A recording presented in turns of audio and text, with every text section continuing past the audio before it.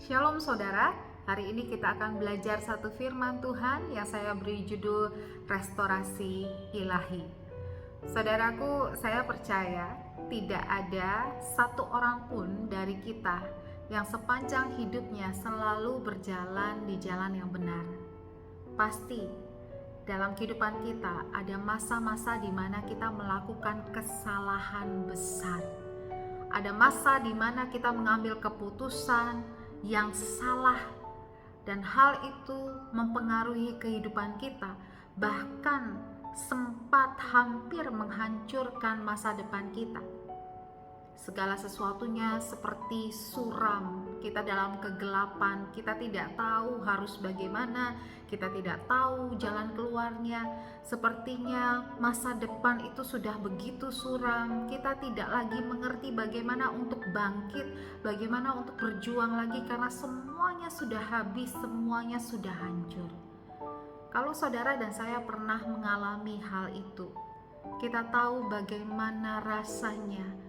Kita sangat merindukan adanya pertolongan, adanya kekuatan yang bisa merestorasi kehidupan kita, membangkitkan kembali, memulihkan lagi, menolong kita sehingga kita bisa menjalani kehidupan dengan cara yang benar.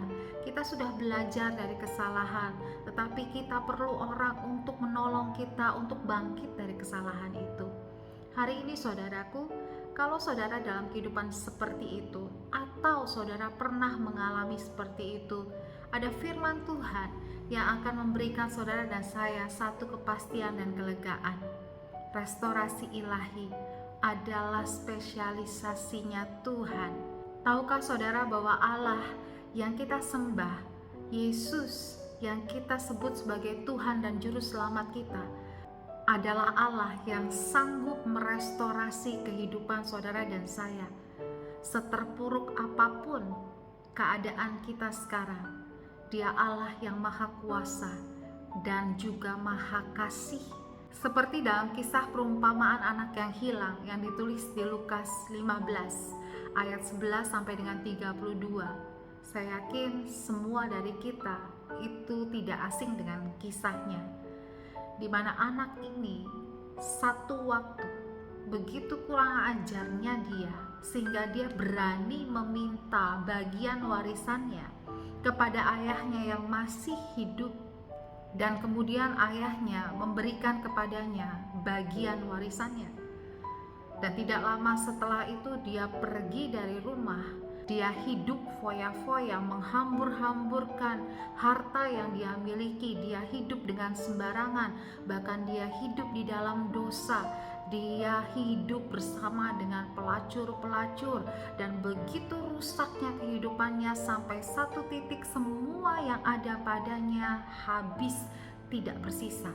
Dan setelah semuanya tidak ada lagi, dia pun bekerja sebagai penjaga babi. Dan satu saat dia sangat-sangat kelaparan.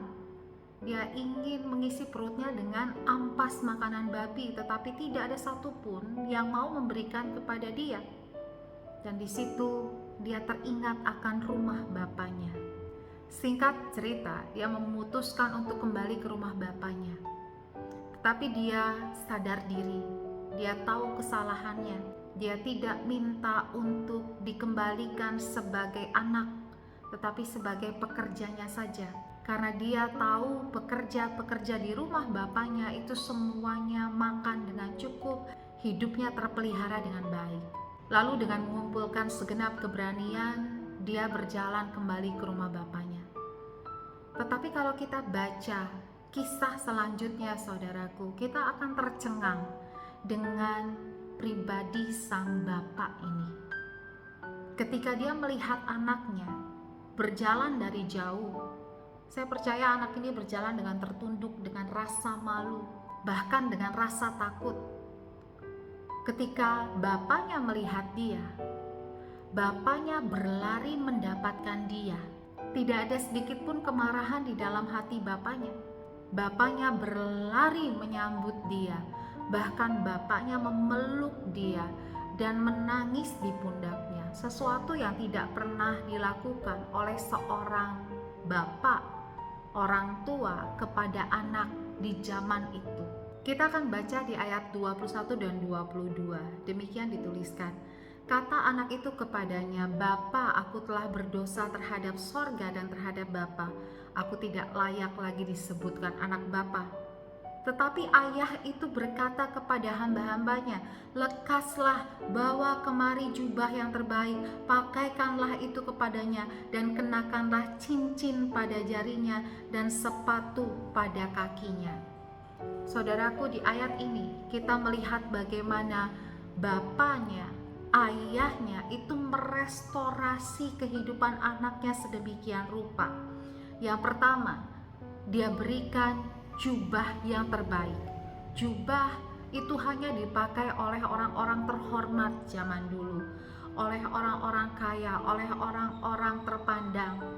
Bagaimana ayahnya itu mengembalikan kehormatannya, mengembalikan derajatnya dengan memakaikan jubah yang terbaik. Yang kedua, dipakaikan cincin di jarinya. Cincin itu adalah seperti surat kuasa bermeterai yang menyatakan bahwa orang yang memegang cincin ini adalah orang yang diberikan kuasa penuh untuk mengepalai dan menguasai seluruh rumah itu dan semua isi harta bendanya. Lalu yang ketiga, dikatakan dipakaikan sepatu pada kakinya. Saudaraku, pada masa itu yang memakai sepatu adalah tuan-tuan rumah saja. Tidak ada hamba yang memakai sepatu. Hanya orang-orang yang terhormat yang memakai sepatu. Di sini kita melihat bagaimana restorasi yang dilakukan oleh ayahnya adalah restorasi yang sempurna.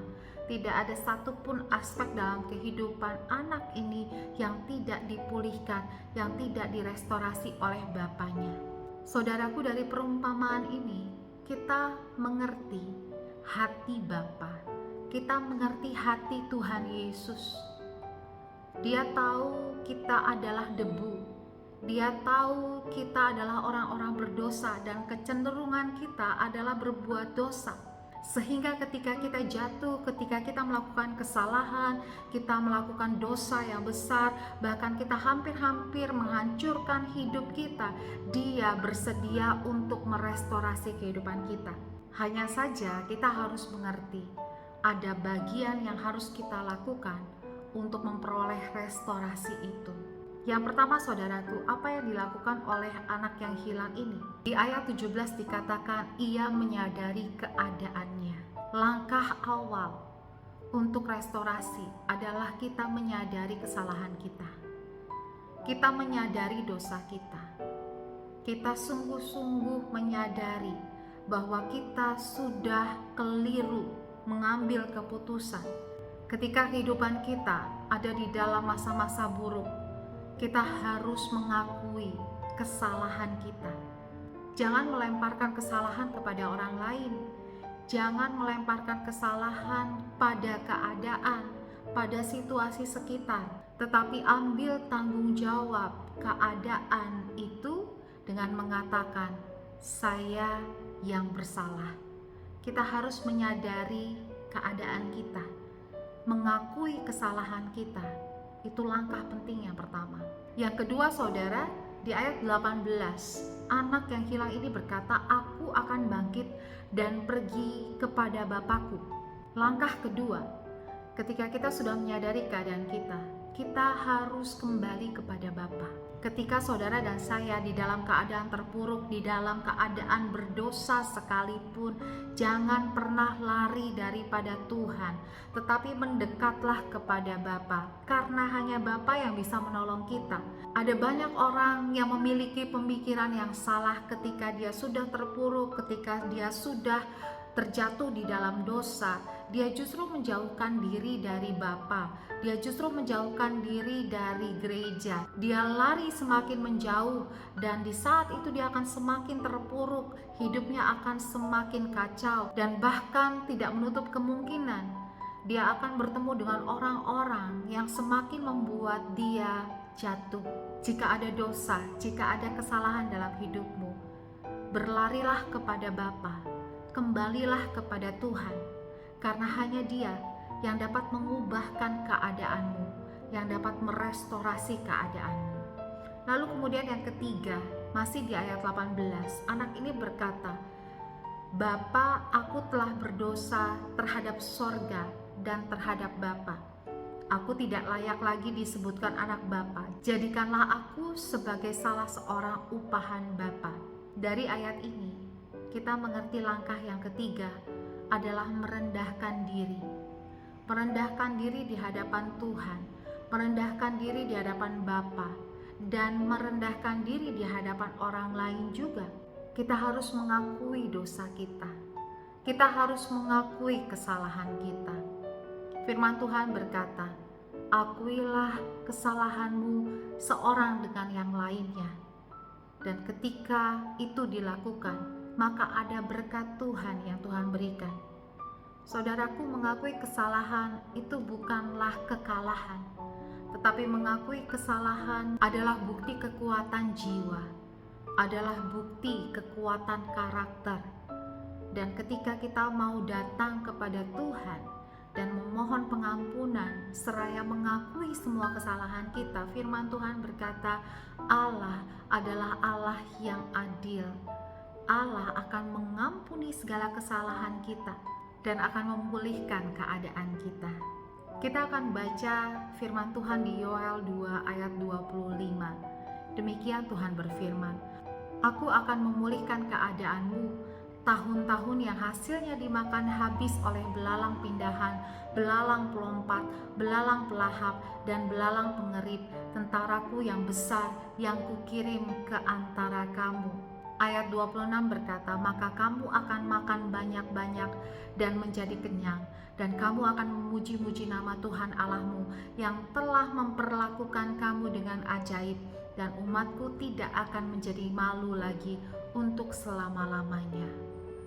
Luar biasa apa yang Tuhan akan lakukan untuk saudara dan saya yang sudah melakukan kesalahan, yang pernah mengalami keterpurukan, tetapi mau merendahkan diri, mau datang kepada Bapa, mengakui kesalahan, bertobat.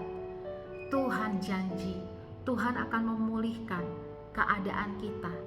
Bahkan Tuhan akan mengembalikan apa yang sudah pernah hilang daripada kita. Tuhan akan mengganti 2 kali lipat ganda apa yang pernah diambil dari kita. Seperti kisah Ayub, ketika dia kembali kepada Bapa setelah pencobaan berat, dia mengakui bahwa Allah adalah Allah yang berkuasa atas segalanya. Dan saat itu Tuhan merestorasi kehidupan Ayub 2 kali lipat lebih besar dan lebih banyak dari yang sebelumnya. Saudaraku, saya percaya Tuhan rindu merestorasi hidup saudara dan saya. Tuhan rindu untuk mengembalikan apa yang sudah pernah hilang dalam hidupmu.